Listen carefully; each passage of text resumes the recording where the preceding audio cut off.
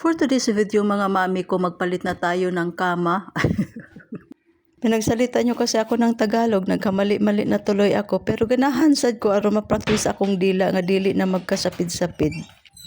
Every 2 weeks ko magpalit sa akong bedsheet kay nindot man ang matulog ka nga limpyo ang imong gihigdaan, di ba?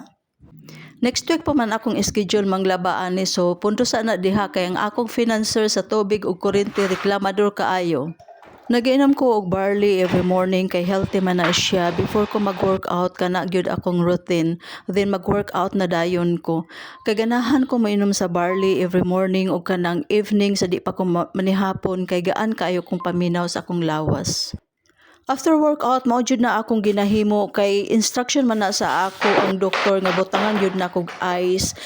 Okay man na siyang walking pero importante gyud nga naa kay workout or exercise diha sa sulod sa balay for flexibility ug strength sa imong mga tuhod.